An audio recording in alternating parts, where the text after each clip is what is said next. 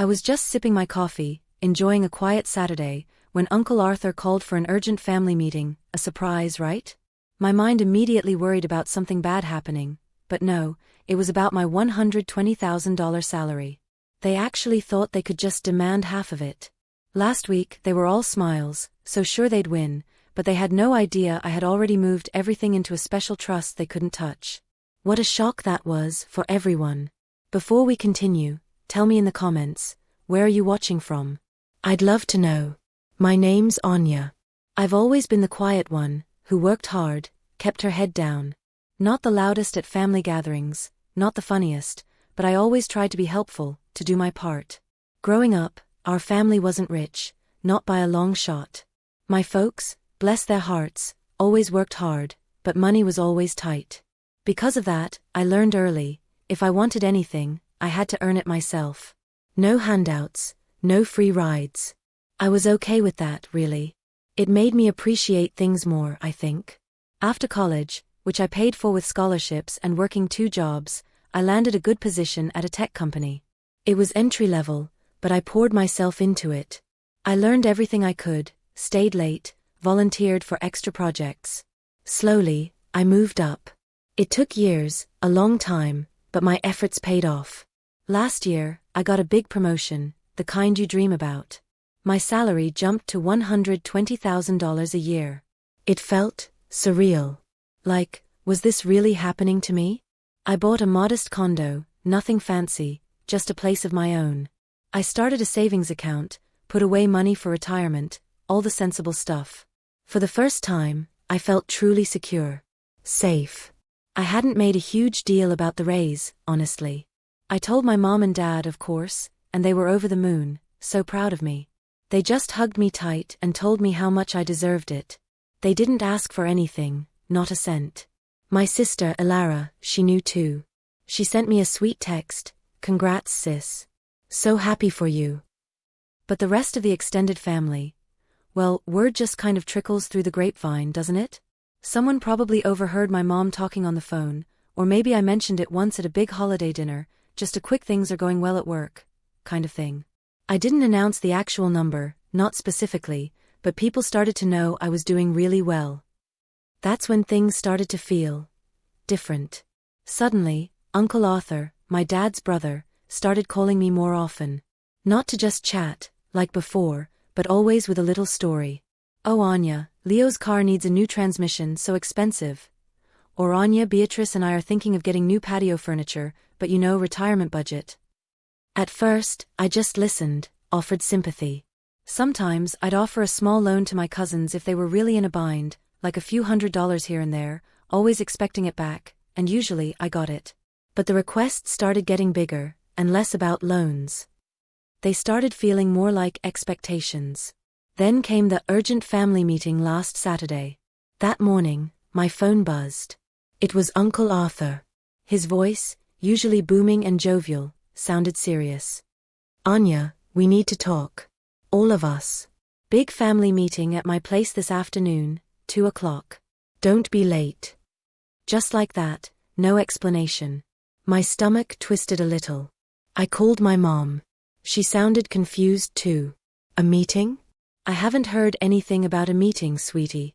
Arthur didn't say anything to me." Even she was out of the loop. That felt weird. I got to Uncle Arthur's house right on time. His place was usually a hive of activity, but that day, it was strangely quiet. Aunt Beatrice was in the kitchen, fussing over a plate of cookies, but she barely looked up. Cousin Leo, usually glued to his phone, was actually sitting upright on the sofa, looking a bit too formal, like he was waiting for something important. My parents were there, looking just as bewildered as I felt. Elara was there too, sitting quietly. Everyone was kind of stiff. The air felt heavy. Uncle Arthur finally strode into the living room, clearing his throat loudly.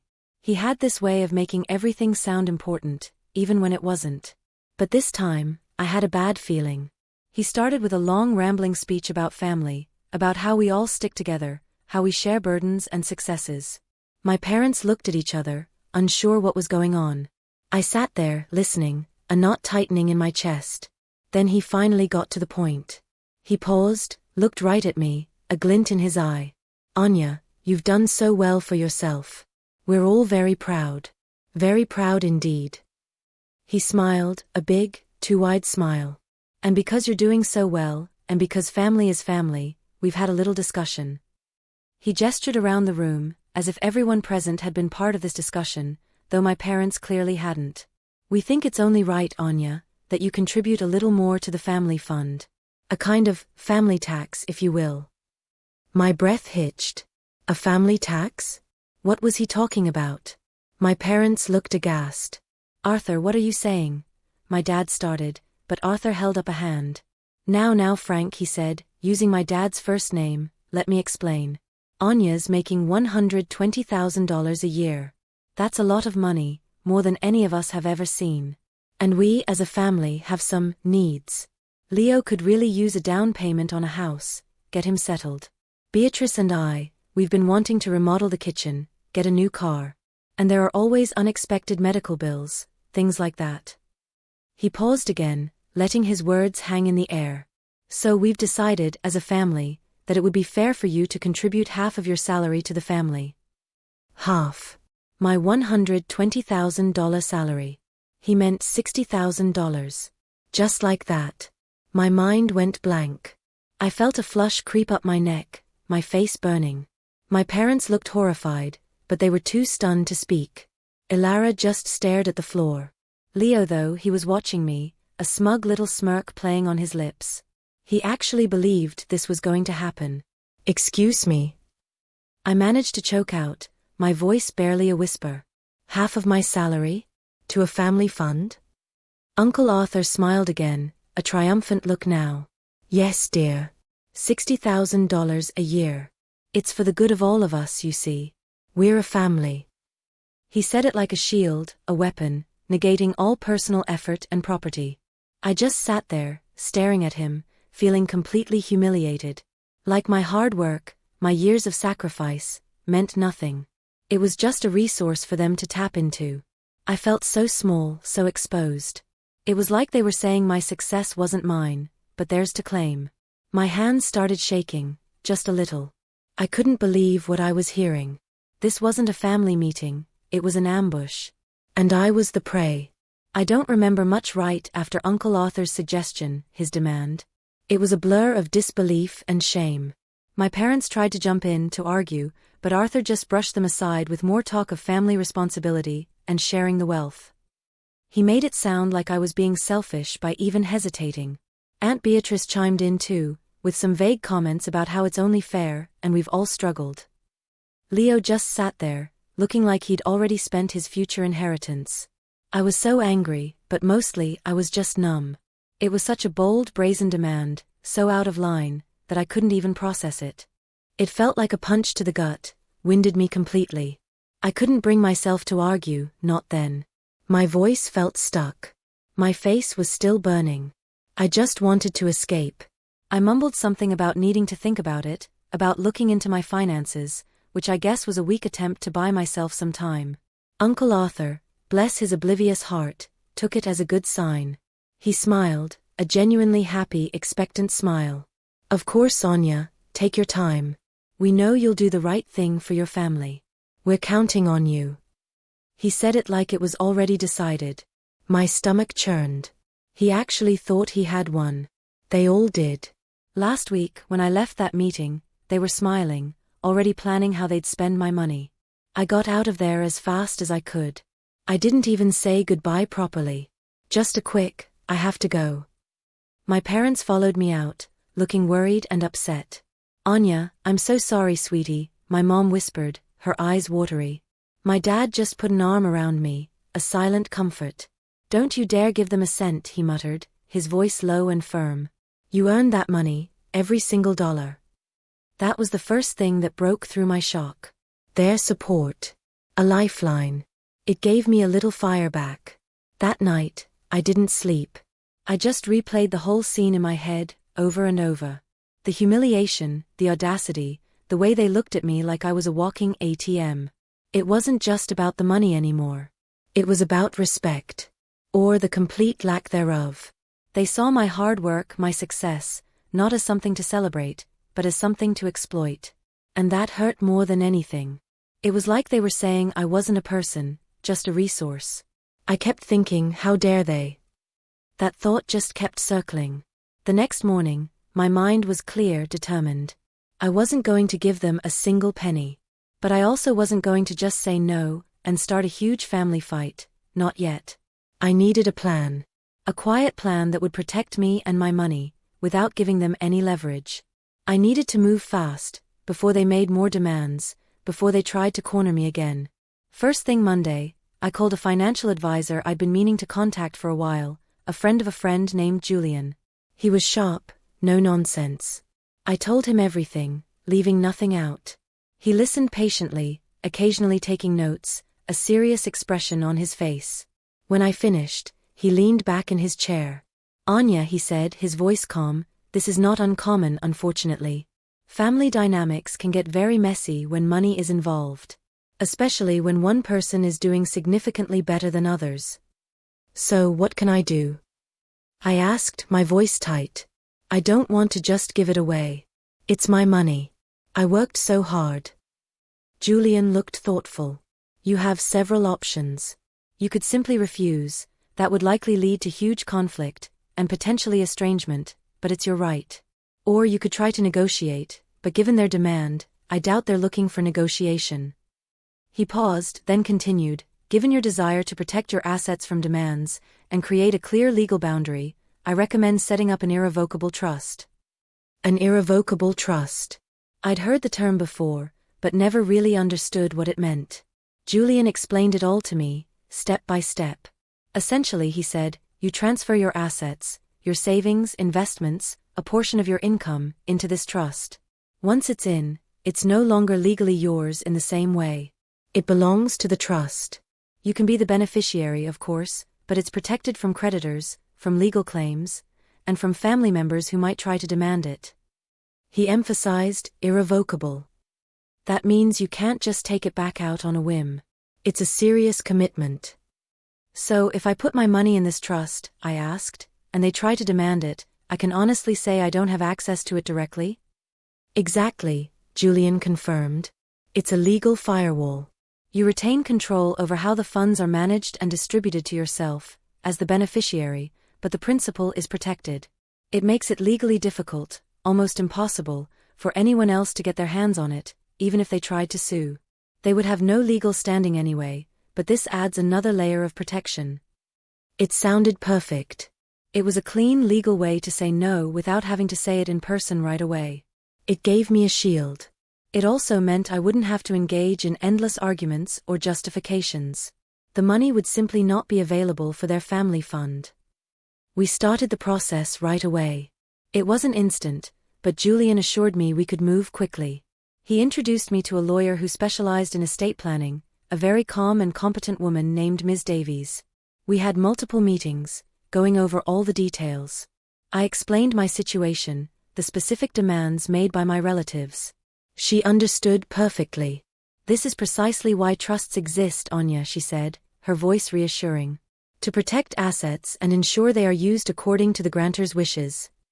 I transferred a significant portion of my savings and income into the trust. It felt a little strange, signing away direct ownership, but the sense of relief that came with it was immense. Like a huge weight was lifting off my shoulders. I was protecting my future, my security, my independence. I wasn't being selfish, I was being smart. I was protecting the very things that allowed me to be self-sufficient and not a burden on anyone. Over the next few weeks, the family calls continued. Uncle Arthur would check in, just wondering how things are going, Anya, with our little arrangement. Aunt Beatrice would make casual remarks about that new kitchen design she saw online. Leo would send me links to houses he liked, with captions like good investment for the family, right? They truly believed they had me. They were all smiles, thinking they had one. They saw me as the dutiful niece, the cash cow, too timid to say no. They had no idea. No idea at all that while they were busy spending my money in their heads, I was quietly, meticulously transferring everything into a trust they couldn't touch. It was a secret, a quiet revolution happening right under their noses. And the quiet satisfaction of knowing what was coming? That was a powerful thing. Another month passed, and the family's anticipation grew unbearable. They kept calling, but their tone shifted. It wasn't just hopeful, it was expectant, bordering on demanding. Uncle Arthur called me one evening, his voice a bit strained. "Anya, we need to finalize things. The contractor for Beatrice's kitchen needs a deposit, and Leo found a place he really likes, but the market, it moves fast." He was pushing. He wanted a firm date, a definite commitment. "Yes, Uncle Arthur," I said, my voice calm, almost too calm. "I think it's time we had another meeting. This Saturday, at my place. 2:00. I chose my apartment because it was neutral ground, my territory. Plus, I wanted them to see my small hard-earned space, a reminder of what I had built, before I delivered the news. There was a slight pause on the other end. He probably expected to dictate the terms, but he seemed too eager to refuse. "Your place? Oh, all right, Anya. This Saturday. 2:00. We'll be there." He sounded like a cat who'd cornered a mouse, just waiting for the final bite. He probably thought I was going to hand over the first installment. Saturday arrived, sunny and bright, but I felt a storm brewing. I made sure my apartment was tidy, but not overly welcoming. I even made a pot of coffee, though I knew I wouldn't be drinking any. My stomach was a tight ball of nerves and resolve. My parents arrived first, looking worried. My mom gave me a quick, anxious hug. "You okay, sweetie?" she whispered. I just squeezed her hand. "I will be, Mom. Don't worry." Soon after, Uncle Arthur, Aunt Beatrice, and Cousin Leo showed up. They walked in like they owned the place, Arthur booming a greeting, Beatrice eyeing my modest furniture, Leo already looking around for something to critique. They took the seats around my small dining table, setting their jaws, ready to get down to business. The atmosphere was thick with their unspoken expectations. They looked smug, really. Like they were already celebrating their victory. "Right," Uncle Arthur began, rubbing his hands together. "So, Anya, we're all here. Ready to discuss the family fund." He practically glowed with self-importance. Aunt Beatrice gave me a simpering smile. "We're just so proud of you, dear, for stepping up for the family." I took a deep breath, looking around at their faces. At my parents, who looked concerned but also ready to stand by me. At Arthur, Beatrice, and Leo, who looked utterly convinced of their entitlement. This was it. The moment I had planned for, waited for. "Yes, Uncle Arthur," I said, my voice clear and steady. "We are here to discuss it." I picked up a neatly folded document from the table, a copy of the trust agreement. "I've thought long and hard about your request. About contributing half of my $120,000 salary to the family." I paused, letting their smiles broaden, letting their smugness reach its peak. Leo even gave a little almost smirk, like finally she's going to cough it up. "And," I continued, "I've taken steps to ensure that my finances are managed in a way that truly benefits me, and prevents any unforeseen drains." I looked directly at Uncle Arthur. "As of last week, I have transferred all of my significant savings, investments, and a portion of my future income into an irrevocable trust." The smiles vanished. Just like that. Arthur's face went slack. Beatrice's jaw dropped. Leo, who had been leaning back casually, sat bolt upright. The silence in the room was immediate, heavy. You could hear a pin drop. They looked utterly bewildered. A what?" Uncle Arthur stammered, his voice losing all its boom. "An irrevocable trust," I repeated calmly, holding up the document. "It's a legal arrangement. Once money is placed into this trust, it no longer belongs to me directly. It belongs to the trust itself. I am the beneficiary, meaning I receive distributions from it, but I cannot simply access the principal, nor can anyone else. It's legally protected." I saw their eyes darting, trying to understand, trying to find a loophole. But that's your money." Aunt Beatrice blurted out, her voice rising. "You can't just put it somewhere." "I can, Aunt Beatrice," I replied, my voice still even. "And I have. This means that my salary, my hard-earned money, is now fully protected. It is not available for any family fund, or any other demands. It ensures my long-term financial security, which is something I worked incredibly hard for." I saw the color drain from Arthur's face. The realization was dawning on them. Their grand plan, their perceived victory, was crumbling before their eyes. "So what you're saying," Uncle Arthur said, his voice flat, "is that you won't be giving us anything?" "What I'm saying, Uncle Arthur," I corrected him, "is that the money you demanded is legally inaccessible to me, and therefore to you. It was placed into this trust specifically to protect it from such demands. I'm afraid there will be no family fund contributions from my salary." The looks on their faces were priceless. The initial shock turned to anger, then to outright fury. Leo slammed his hand on the table. "This is ridiculous. You tricked us. You let us believe." "I let you believe nothing, Leo," I cut him off, my voice gaining a sharper edge. "I said I needed to think about it. And I did. I thought about how much I worked, how much I sacrificed, to earn that money. And I thought about how quickly you all were willing to lay claim to it, without an ounce of respect for my efforts. This isn't about tricking anyone. This is about protecting myself." Aunt Beatrice started to cry, a high-pitched, fake-sounding wail. "After everything we've done for you, Anya, this is how you repay your family." "What have you done for me, Aunt Beatrice?" I asked, raising an eyebrow. "Demanding half my salary? That's what you call doing for me?" My parents, silent witnesses, now looked at me with pride. My dad gave me a small, approving smile. Uncle Arthur, defeated, looked years older. His whole posture sagged. "This is unacceptable, Anya. This is not how family acts." "No, Uncle Arthur," I said, standing up, feeling a quiet strength I hadn't known I possessed. "What you did, demanding my money as if it were yours by right, that's not how family acts. Family supports each other, encourages each other, celebrates each other's successes without trying to profit from them. What you did was humiliating, and you taught me a very hard, very expensive lesson about boundaries."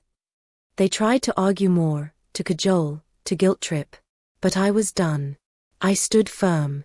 I calmly explained that the trust was irrevocable. There was no changing it. No going back. Their faces, once so full of expectation and greed, were now etched with pure, unadulterated shock and humiliation.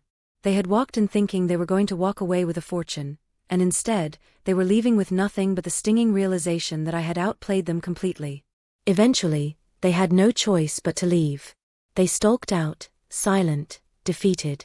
The house felt empty and quiet after they left, but it was a peaceful quiet. My parents stayed, and my mom just hugged me tightly, tears in her eyes, not of sadness, but of relief and pride. "You handled that so well, Anya," she choked out. "So well." My dad just patted my back. "That's my girl. Smart. Always." I felt a profound sense of peace. My money was safe. My boundaries were established. The humiliation I felt at their demand transformed into a quiet, dignified victory. It was a tough lesson for all of us, but one that needed to be learned. My independence, my future, was secure. I learned the hard way that sometimes, protecting yourself means drawing a clear line, even with family. And sometimes, that line leaves others speechless. This experience taught me that true wealth isn't just about the money you have, but the strength you find to protect it, and your peace of mind. This journey, this quiet fight for my own financial freedom and self-respect, changed me forever. It solidified who I am and what I stand for. It was tough, incredibly tough, but absolutely necessary. And I wouldn't change a thing.